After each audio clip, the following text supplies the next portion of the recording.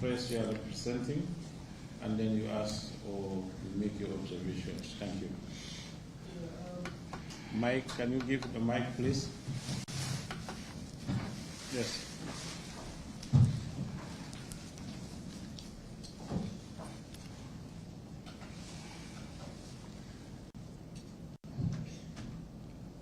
My name is Lambi Sise. I'm a reporter with Gambia Journal. I actually have a concern to raise, and I think your ministry would put it into consideration. The budget speech, this is a booklet. It took the minister an hour or so to read it before the parliament. And immediately after the budget speech, there is a press conference. And for us as journalists, we don't have a copy of it. And we should have a copy of this prior, at least 2 hours. If we cannot get it a day before, but at least 2 hours or at least an hour before the minister will deliver the speech, so that we can also prepare our questions to question, the minister, because the minister wants effective interaction with the media. But I don't think that would be possible without this, because I got this less than 10 minutes ago. I am trying to go through it, but I cannot, because it is too much.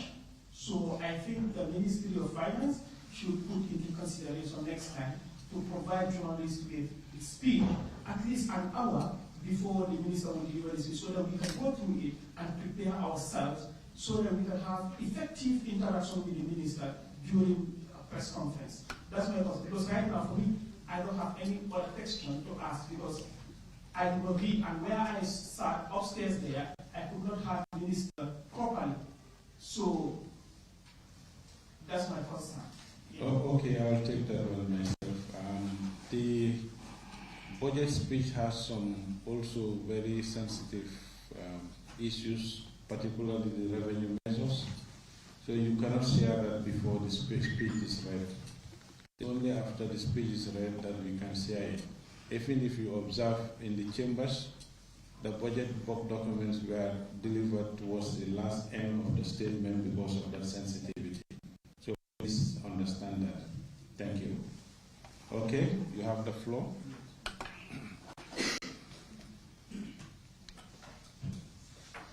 Thank you. My name is Mohammed Gami from Africa TV. I have 2 questions. My first question is, given that debt service is projected to consume nearly a third of total expenditure, and debt servicing has risen from 11.7 billion in 2025 to 13.5 billion in 2026.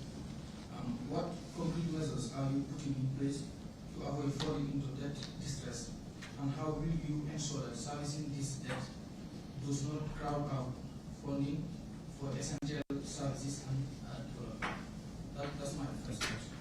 Okay, thank you very much. No, put it on. You put it on. Yeah, thank you very much. That's a very notable question, and we have taken note.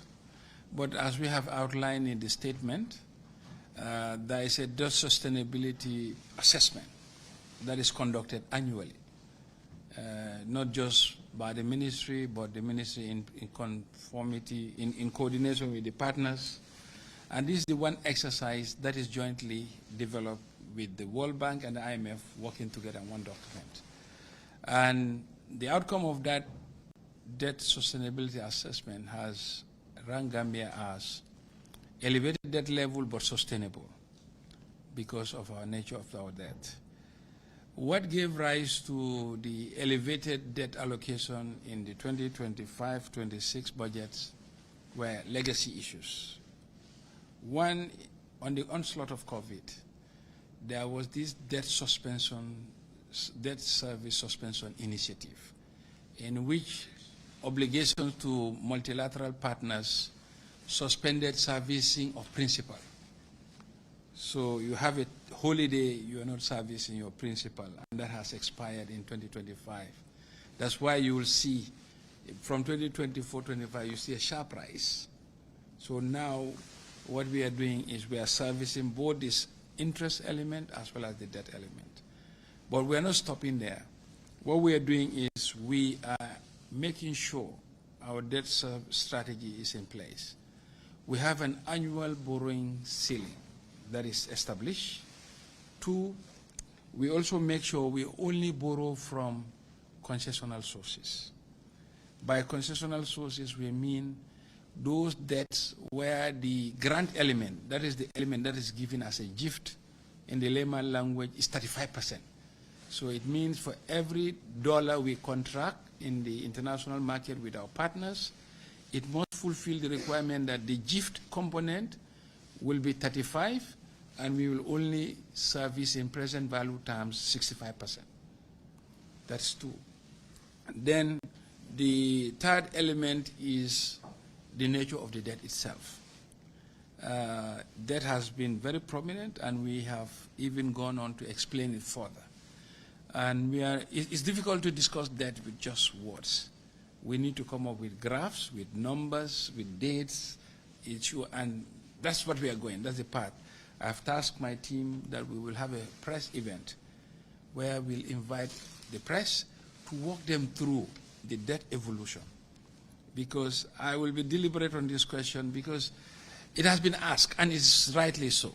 Because were it not for debt service, we could have done much more. But this is not unique to Gambia alone. When COVID took off, all the countries globally, their debt service, their debt element went up. Just to indicate, you see the COVID bailout package that was done by the Western countries was not from revenue sources, was through their borrowed funds. That's why you will see after COVID, all the debts of the countries have gone up. And we will share with you global publications such as the World Debt Report that is published by the World Bank, which indicates the debt of all countries in the world in terms of obligations internationally are concerned.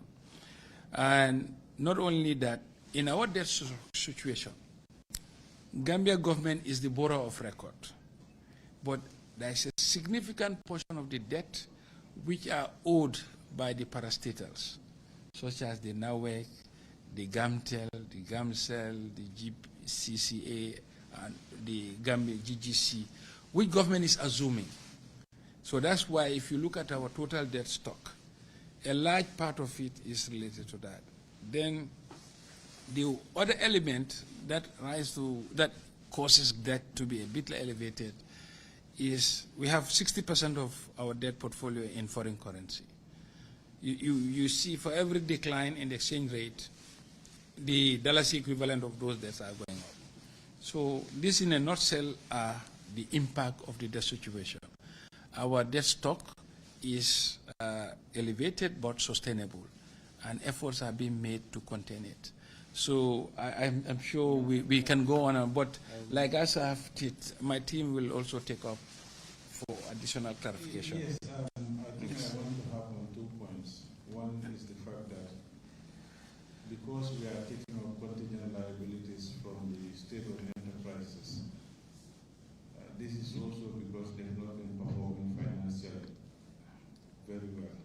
So going forward, the reforms in the SOEs are expected to ensure that all SOEs also live up to their obligations in terms of paying debt. So that could be an avenue in terms of fiscal space created as a result of this. But the general discussion about debt is also taking debt is not bad in general. It's where you invest in the debt itself. If you look at what has been happening in this country, there has been substantial investments in the education sector. A case in point is the Faraba Bantan campus. Another one is the infrastructure development with the Ministry of Works, roads, bridges.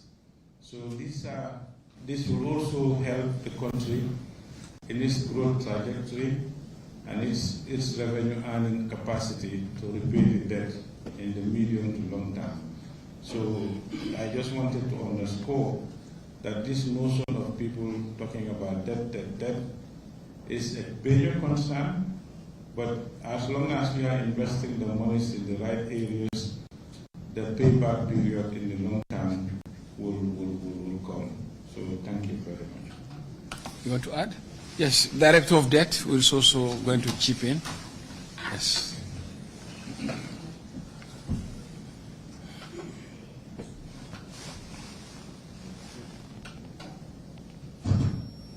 Thank you very much.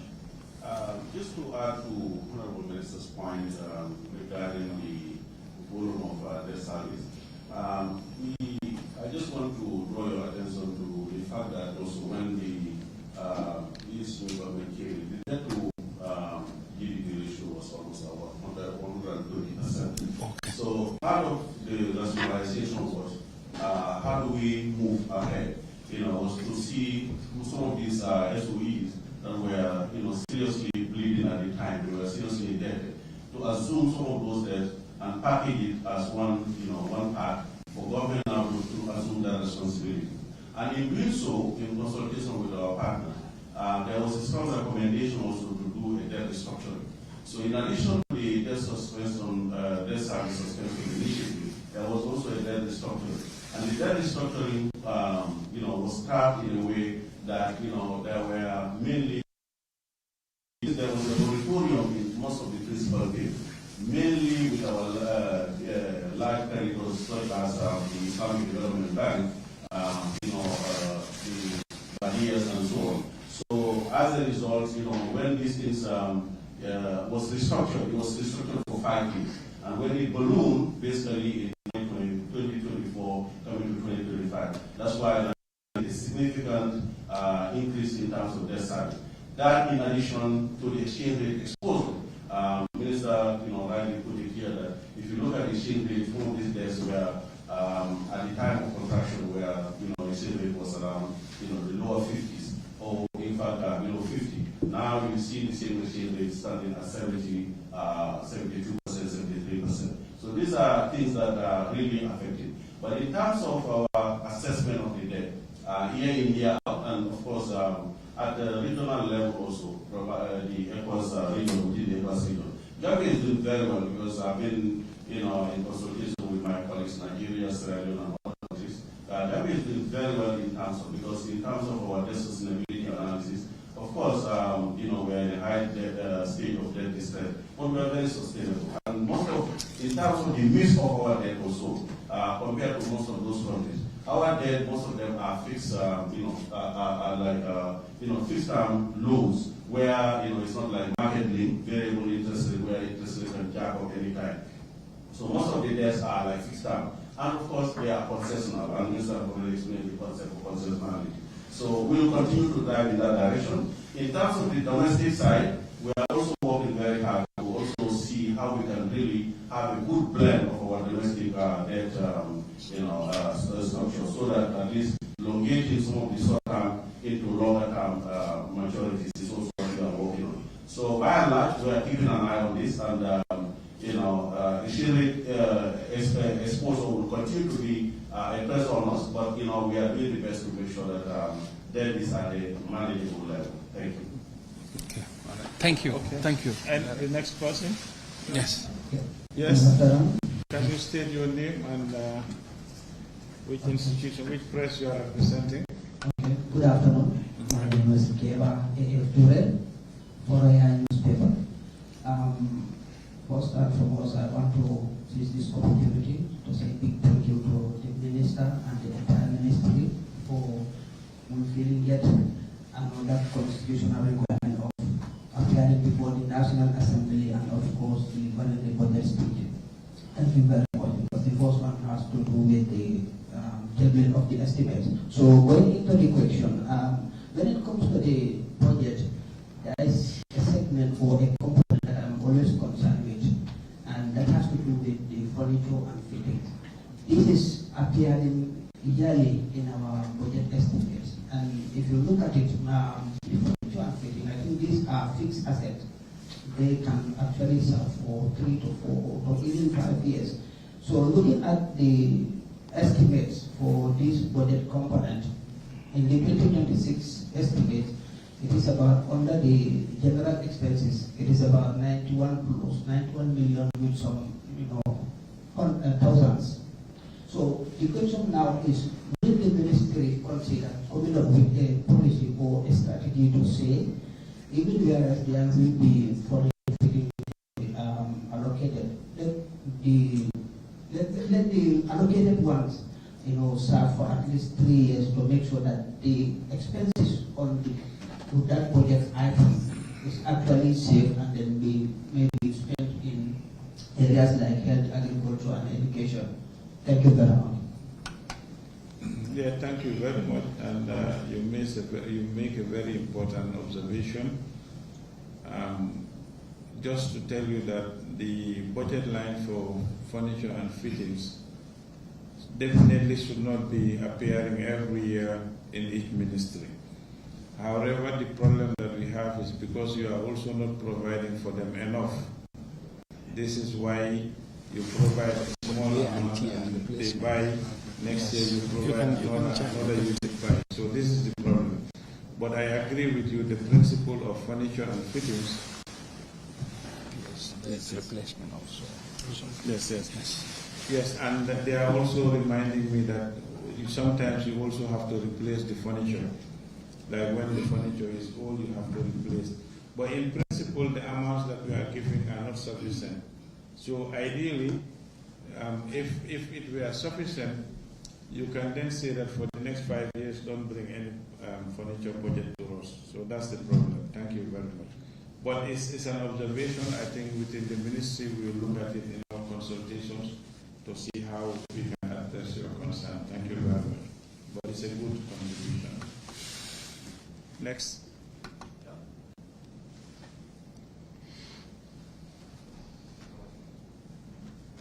Can we have somebody with a roaming mic, please? Let us also bear that today is Friday, so we have obligations to go and pray also. For QTV, I think you will skip you because you already had enough of the minister. We'll give you one. My name is Anil Sisi, senior reporter and president of QTV Gambia. Madam Minister, my question has to do with inflation. Yesterday I was at the central bank and they mentioned that inflation has declined from 10% to 7% according to the central bank. I would like to know from you, how sustainable is this reduction and or what are the risks that will actually reverse this trend? The other thing you mentioned about transparency and accountability, but procurement scandals, continue to persist in daily media reports. What are the new measures you will take to ensure this is prevented in the 2026 budget? Because chunk of the budget goes into procurement. Yes. Yes, that's a very good question. And I'll start with the last one on. You see, the fact that there is now an enhanced disclosure, leakages of financial malfeasance in the press is a good thing, because exposed, then it becomes a deterrent. And what is happening, we are in a public space, and we are aware of this. So that's why you will see increasingly more and more in terms of our reporting mechanism. The reports are coming out more frequently. You have audits that are completed, and once audits are completed, we are very liberal in disclosure as a ministry. Just to quote a case in point, when we finished the accounts of 2021, 2022, and 2023, we encouraged the National Assembly to disclose this publicly, even though protocol-wise it would have gone through the FPAC before it goes out. What we believe in transparency, and that is one of the biggest tools you can use. Another area we encourage the public is to really participate in public procurement as Gambians and Gambian companies. And if the procurement process has not or does not follow the stipulated processes, the participant in that procurement process have a voice. They can complain to the ministry through the Gambia Complaints Review Board, and it will be looked upon. What we want is we are also introducing digitalization in the procurement space. The GPPA is working on the digitalizing the bidding documents, and we at the ministry are seeing what we can do. Even we are working on one of the biggest areas is the airline tickets.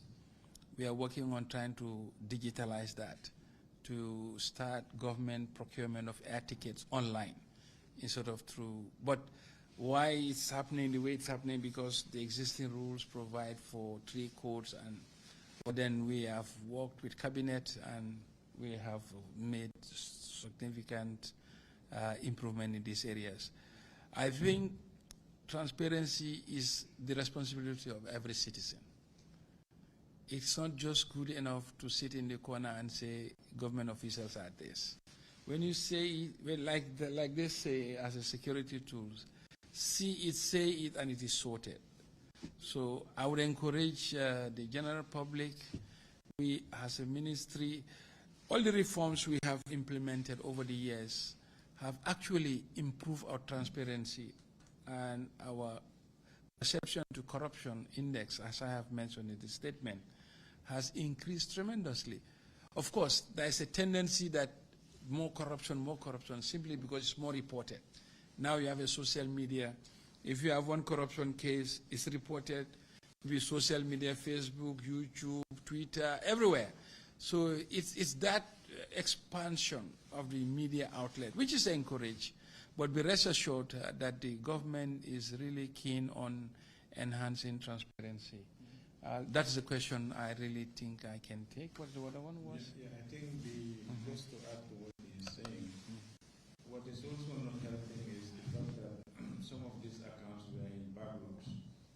So you realize that if, for instance, 2021 results are announced 2022, 2023, the intensity of the report in terms of procurement violations would be more than if we were current and just dealing with 1 year. So I think that also has to come out very clearly. Thank you. Yes. Maybe what The inflation. What will also happen is that starting 2026, the first quarter of 2026, you will also see the accounts for the 2025 being submitted to the National Audit Office. So it means that now we'll be doing in-year reporting of accounts. Regarding the issue of inflation, whether it is sustainable, I think those are some of the things that government has actually been investing in to reduce the level of inflation. You will see also that food prices have actually gone down due to investment in importation of rice and reduction, assisting importers in that line. So you will definitely see that as well, because supply constraints have also eased. The reason why we had inflation to that extent was also you had tightened supply constraints. Now things are actually easing now, so you see those imported inflations that we used to have before go down, and now you are also seeing it into in the market as well. But we're still not out of the woods. I think there is a lot that needs to be done as well in order for that level of sustainability that you're actually mentioning, for it to be sustained. Yes, I think on inflation, I can also come in there. If you look at one of the key commodities that is consumed by every Gambian, that is rice. A bag of rice before, a couple of months back, used to be around 2,200. But with the intervention of JAR into the sector, which is a Gambian indigenous business, now wholesale price is 1,650, retail price 1,700. This was made possible through the deliberate effort of the government to support JAR. We will always recall our experience when we had this Badia facility of $50 million. And it went through a very transparent process of assessing. And we as a ministry say, look, as our role is to provide opportunity for our private sector to assess international financing. But we are not going to guarantee them. We are not going to pay any fees on their part. JAR Oil was the only company that fulfilled the conditions. But at the time, population doesn't understand. They thought there was some other hand deal. But today, we are beginning to see the results of that. What it meant was, before this intervention, I remember a bag of rice should be 2,200. So if it is now 16.50, that means easily about $400 to $500 per bag is what has been the reduction in the price of bag. Of course, you can choose to go and buy a bag of 3,000. That's individual choices. But what the government works on is the average consumption basket. Then you come to fuel pricing. If you look at the price of our fuel, petrol and diesel, we are very mindful. Sometimes, in fact, we do not do full pass-through. If international prices go up very fast, we sometimes subsidize, like last month in December. Pricing for December include a subsidy of about, I think, there's about a couple of $100 million. Then you come to electricity. I think we cannot emphasize this enough. The electricity tariff for NAWEC is below cost recovery. The cost of producing a kilowatt hour of electricity is less than what NAWEC is billing the citizens. So government is coming in to subsidize to the tune of $1 billion in 2024, 25, and 2026 budget. Not only that, we had a legacy debt of Car Power, which was about $19.6 million. Through working with the partners, World Bank has increased our budget support, and that amount has been paid off. That has helped a lot. So that has reduced the pressures to increase the energy tariff. So this has, if you come to cost of living on citizens, this is not the only area, even when it comes to education. Today, public education, that is public schools, from kindergarten to grade 12 is all free. And even textbooks, we have distributed 1.4 million textbooks free of charge to students. And for senior secondary schools, we now started publishing and printing textbooks in country for free distribution. So these are the tools we are using at the fiscal authority to manage inflation. And of course, globally, the commodity prices are stable or going down. We expect those payoffs to come. Another added element of inflation fight is the efficiency at the ports. Before, most of the inflation used to be driven by the demurrage, congestion charges, and cost of shipment to Banjul. With the coming on board of the Al Bayrak concession, today the waiting time has been reduced from 100 and something days to 82 days. 1,300 we said in the speech is there to 82. So that means there has been substantial reduction in waiting time, and literally it has wiped out the demurrage charges, which we believe the business community will reflect in their prices. Thank you. Yeah, maybe just to add that generally inflation is a very dynamic macroeconomic indicator, and it's also dynamic because a greater part of it also is influenced by exogenous shocks, external shocks. So you have imported inflation. Now that dynamics is more complicated because it's not within our control. But like Minister has said, there are some complementary measures that you can take to dampen the impact of inflation on the citizens, and he has highlighted some of them. But a key influencer of inflation also is on government spending. When you spend more than what you generate in terms of revenues, it obligates you to go and borrow, and that borrowing has multiple implications. It crowds out private sector because government then becomes dominant in the domestic market to borrow. But in addition to that also, the fact that we have contained our deficit level to 1% is a big signal that next year we'll contain borrowing, and then that element of borrowing which influences, which has a major impact on inflation, can be contained. So thank you very much. My follow-up question was, what are the effects that could affect this trend, as you mentioned? Some of it has to do, for instance, inflation, food inflation is one of the, you have food, then you have energy also. They are key driving factors. The fact that we have a very good agricultural output this year in terms of all crops, groundnuts, rice, and all those things, that will have a big bearing on inflation going forward. So, okay. Yes. Okay. I don't really get the answer. I was asking the risks. What are the risks that you foresee that will be past this trend you're talking about? You only tell us about the good product of the ground and the seed. What are the risks that you think will be past this trend? Oh, okay. If I get you right, if I get your question right, you said the inflation is a downward trend. What are the risks for that downward to be reversed?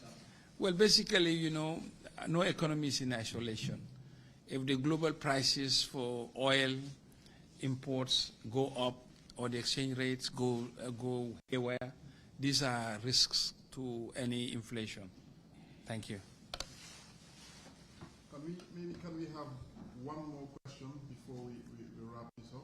Because today is Friday and it's almost 3 months later. Okay. Good afternoon. Once again, today a quick one. I remember when the management of the UGC, when they appeared before PEC, they have highlighted their issues and then they have proposed a capitalization of 1.8 billion. I just want to know, as a ministry, what are you doing about this, and when do you think this can be realized? Thank you. You want to take it, Babakar? Yes. Yes. They proposed a capitalization of almost in excess of 1 billion. And we did actually mention that from the government side, we couldn't actually fully implement that. What the National Assembly has done this time around is to provide 300 million as a starting capital for them to commence with those resources. We're hoping that in the medium term we will be in a position to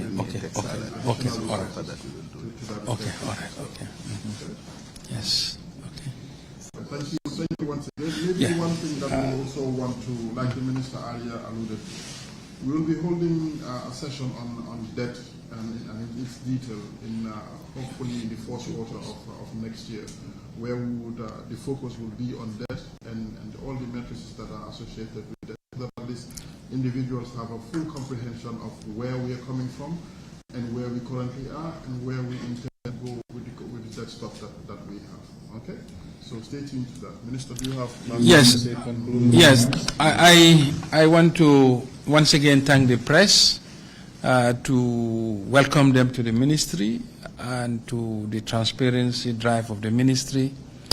And be rest assured that we are your partner. We are working in the public space to deliver public service. So what we would want to always harp on, if the media has any specific question relating to the work of the ministry, do ask transparently, because it's a public office. So we'll be very cautious to engage in the media on WhatsApp or phone calls or private emails. Whatever is done in the public space should remain in public space. As such, if you have a question media-wise, write formally to the ministry and a formal response will be provided. That we believe is better than trying to rush in a rush to publish.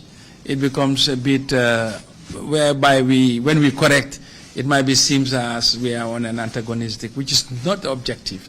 The spirit is one of information dissemination, what we are doing. In fact, we've been encouraged as a country to engage the media more, particularly in terms of our financial space, because the partners, particularly IMF and other partners, do inform us that what your economy has been able to achieve and what your population understand is quite apart, because they are sitting there looking at the global economy and they are able to see, even like, for example, one case in point is corruption.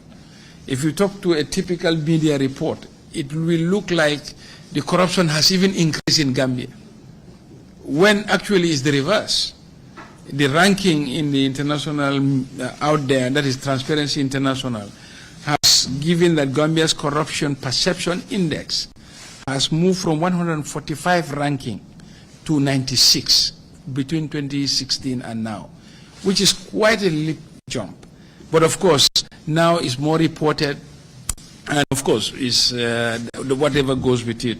And before I conclude, we are really, our performance with the partners is very satisfactory, and as a result, we have a number of engagements with them. We hereby inform you that the Executive Director for the African constituency of the World Bank Group will be visiting the Gambia starting next week. We'll be arriving on Sunday and we'll have a 2-day working visit. After that, I think the African Development Bank is also lined up to come. And we, as Gambia, is now the chair of the African caucus of the World Bank Group and IMF. We will be having a caucus towards the end of June. And by March, also, the Deputy Managing Director of the IMF is also about to visit us on a conference. So just to let you know, our press officer will engage you, and we thank you for your time, and we cannot communicate enough. Thank you. Maybe just a, yes. Just a quick one. I would also encourage you to be checking the Ministry of Finance's website and also other social platforms. We have a communication officer who's doing a tremendous job. Yes. Some of these questions that you might have, you can channel through her, yes, so that the requisite directorate will also prepare responses for the ministry. Thank you. Thank you. Okay, on that note, members of the press, staff of the Ministry of Finance, we thank you all for attending this press conference. Can I suggest that the Ministry of Finance staff let's remain here for yes. Thank you. We can excuse the rest. Thank you very much. Thank you. Yes. We have, it's 22. Well, I think we yes. Okay. Oh, you have your items. Yes. Thank you. Yes.